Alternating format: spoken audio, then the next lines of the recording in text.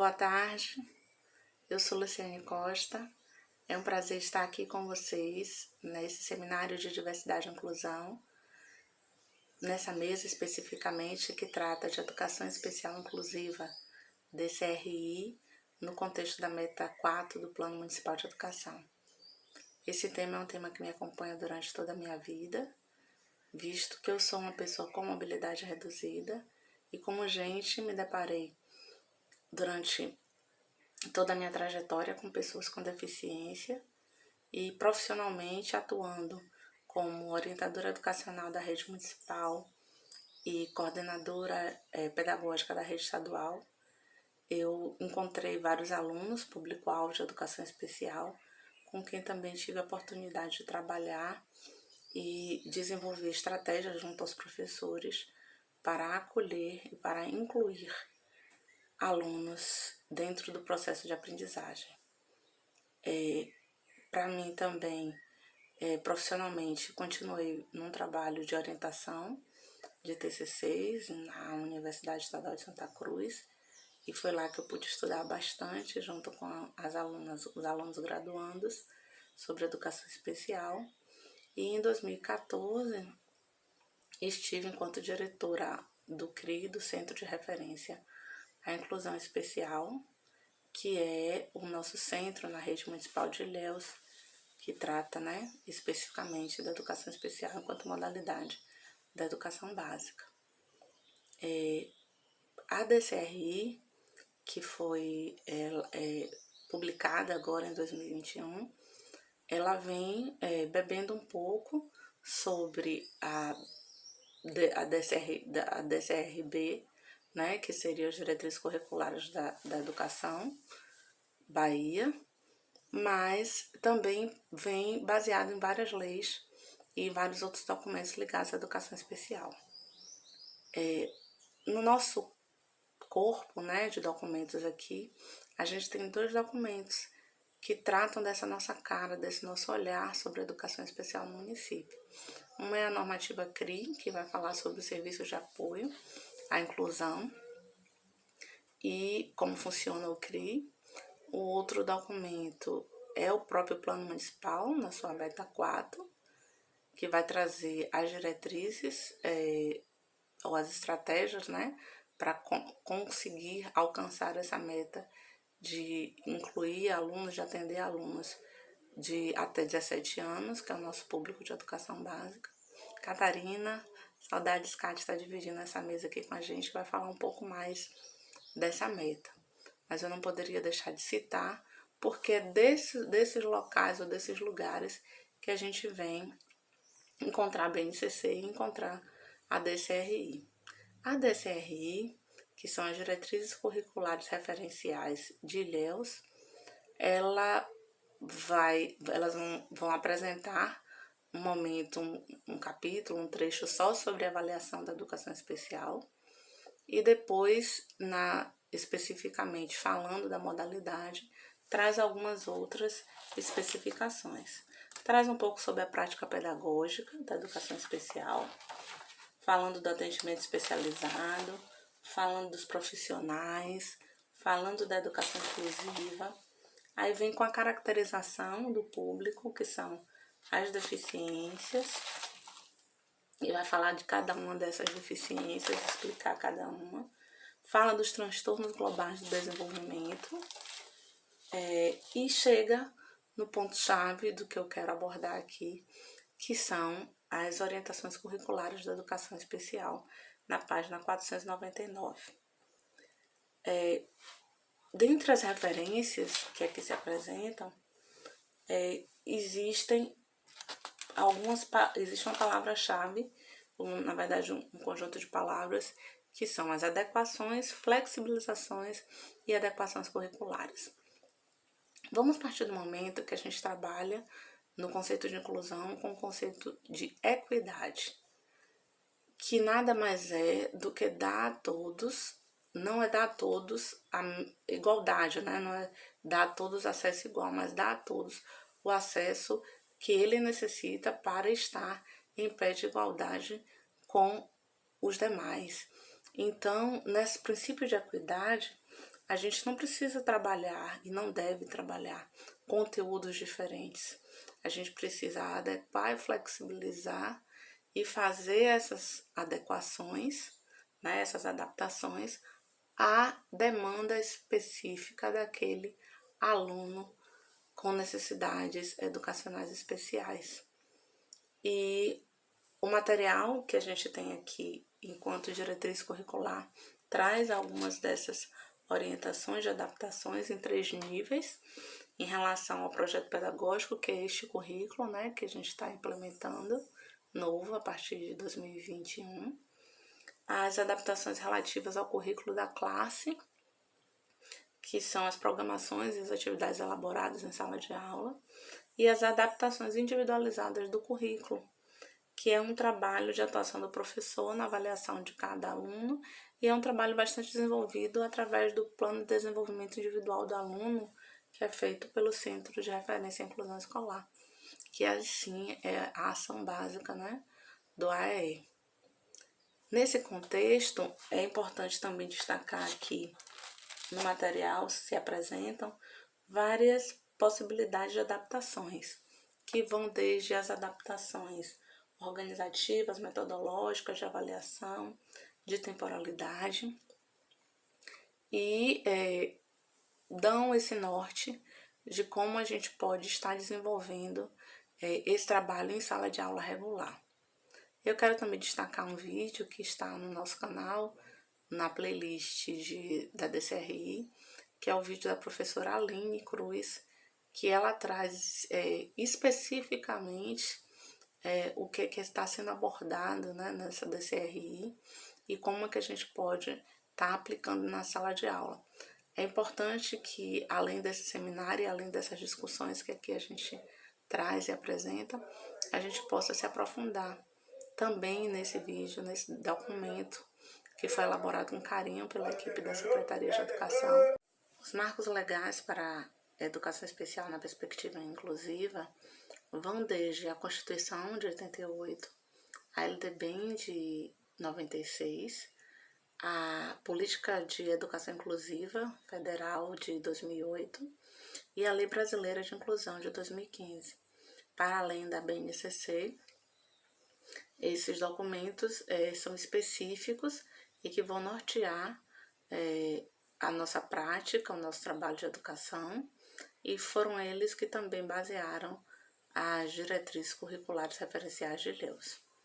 É interessante destacar que no contexto de Ilhéus, o que se busca são os conceitos e os princípios de equidade, de direito à dignidade humana, de educabilidade, de acolhimento do outro, independente dos comprometimentos ou das dificuldades que ele possa vir a ter para estar inserido no processo de aprendizagem.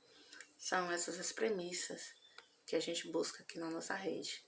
É importante destacar que todos têm o direito de aprender e nós precisamos, para a nossa população de 4 a 17 anos, e agora já também ampliando para a creche, né, a partir de 1 ano, de 0 ano, através dessa expansão de matrícula e de oferta de serviços e de recursos. Nós temos as salas multifuncionais nas escolas urbanas e do campo, mas a educação especial, nessa perspectiva inclusiva, precisa ir além disso.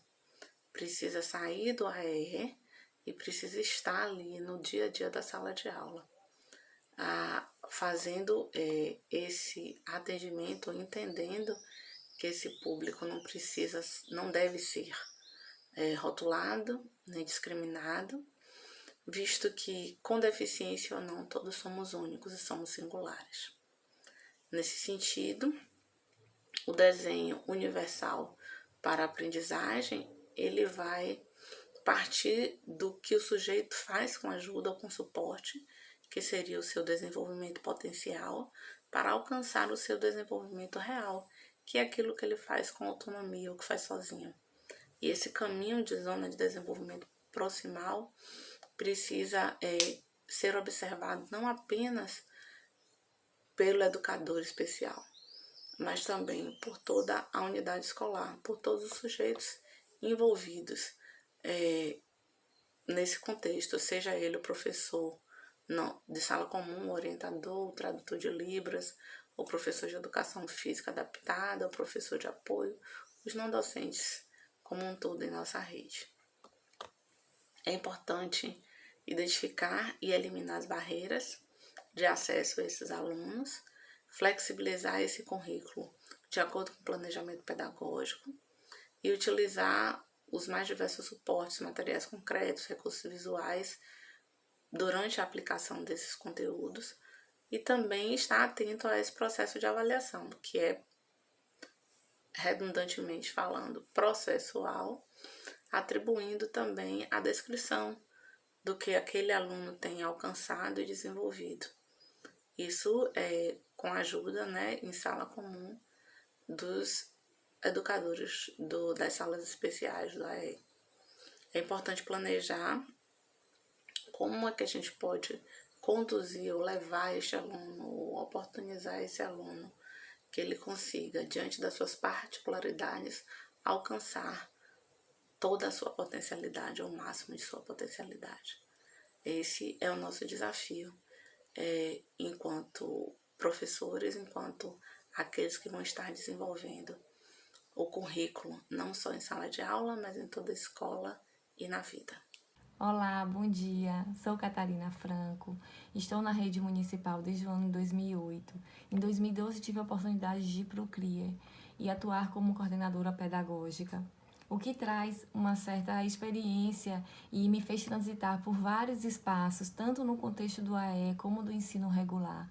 Então hoje a gente está aqui para pensar, para fazer esse diálogo entre o Plano Municipal de Educação, especificamente a Meta 4, que se refere à inclusão, e essa experiência do atendimento educacional especializado.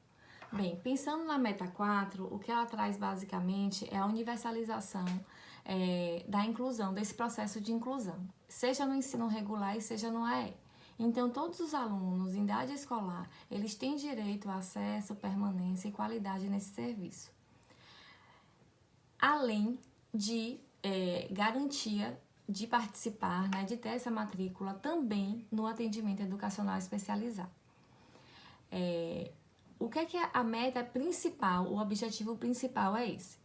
Porém, na Meta 4, nós temos 15 estratégias que nos fazem pensar nesse passo a passo, em detalhes de como se alcançar esse objetivo principal. E aí as metas, elas trazem especificamente passos de como a gente pode oferecer esse serviço, como se fosse alternativas e possibilidades que são importantes de serem executadas para que a gente alcance a meta com qualidade. Então, as metas, elas vão desde a formação de professor, garantia na estrutura das escolas, questão de espaço físico, de atendimentos multidisciplinares, oferecimento de braille, do acesso ao braille, a Libras, a parte de formação profissional, garantia que esse aluno seja registrado no censo escolar e inúmeras outras questões, no que se refere também a esse atendimento educacional especializado. Além da gente pensar em toda essa estrutura que deve ser garantida e que deve ser oferecida a esses alunos matriculados na rede municipal, a gente traz o que acontece, como é que está essa realidade desse processo de inclusão escolar na rede municipal de Ilhéus.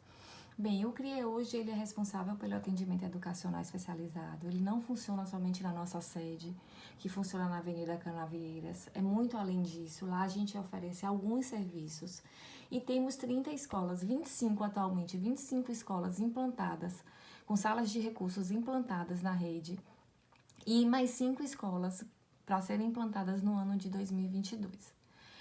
Nessas escolas, nós temos salas de recursos específicas na área de deficiência intelectual e outras deficiências, e temos também salas específicas, que são salas de recursos TEA. Nessas salas de recursos TEA, além do professor especialista e com formação na área, alguns alunos, aqueles que têm uma maior comorbidade na área do autismo, nós temos o atendimento com o psicólogo e com o educador físico. A gente vê isso como um avanço avanço de lançar, né, de ter uma proposta multidisciplinar. E a nossa expectativa é que essa proposta ela seja oferecida, né, ano a ano a um maior número de alunos. Então, essa também é uma proposta nossa. Nas salas de recursos que atendem a área de deficiência intelectual, eles frequentam com o professor do AE esse espaço e naqueles casos onde há maior necessidade da estimulação física e psicológica, eles vão para o CRIA, para atendimento lá.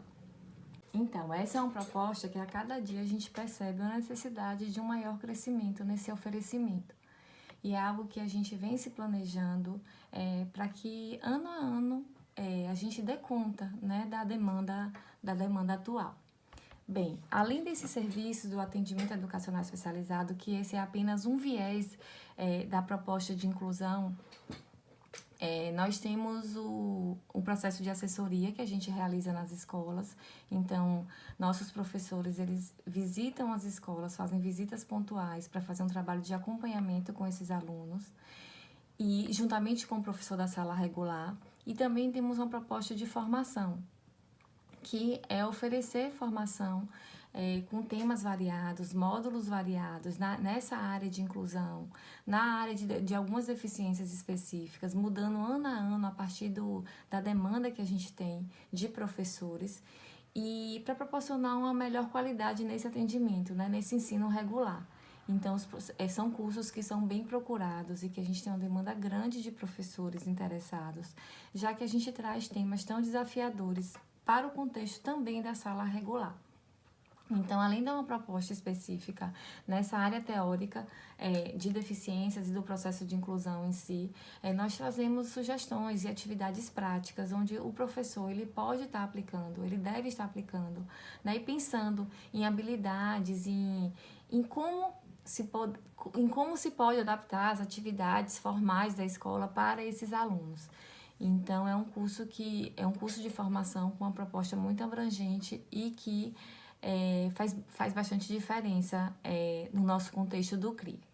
Bem, uma outra questão também que a gente pode falar é a questão do profissional do coensino, que esse também é um ganho do município.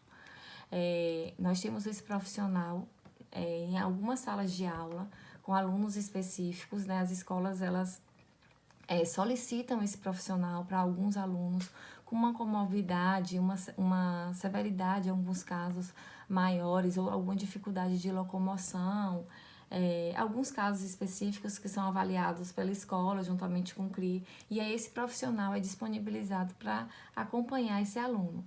Então, esse apoio desse profissional auxiliar é de grande importância para aquelas intervenções mais pontuais e diretas com os nossos alunos, e isso possibilita um maior crescimento no contexto dele do ensino regular, uma maior aquisição de autonomia, desenvolvimento. É um aluno que a cada dia ele vai ganhando novas experiências. Então, gente, para finalizar, a gente traz, né, como reflexão esse diálogo entre o Plano Municipal de Educação e a proposta de inclusão da rede regular e do atendimento educacional especializado, pensando também em alguns pontos que a gente precisa avançar, né? E um deles é essa articulação intersetorial entre as áreas afins à educação, como a saúde, a assistência social, entre outras. Isso é algo que a gente precisa avançar, né, para facilitar a vida dessas famílias, desses alunos, na busca por esses atendimentos. Esse processo de avaliação e de acompanhamento é extremamente importante, porque nos mostra, né, o quanto a gente já caminhou e o quanto a gente precisa caminhar. Então, esse processo, ele é um processo permanente e que nos auxilia muito no oferecimento de serviços e nas demandas, em acompanhar essas demandas que a todo dia mudam. Então, a gente agradece muito a atenção de todos, esperamos ter contribuído com um pouco da nossa realidade e a gente espera em outro momento, mais à frente, no futuro, vir com uma nova perspectiva muito mais positiva de tudo isso. Muito obrigada.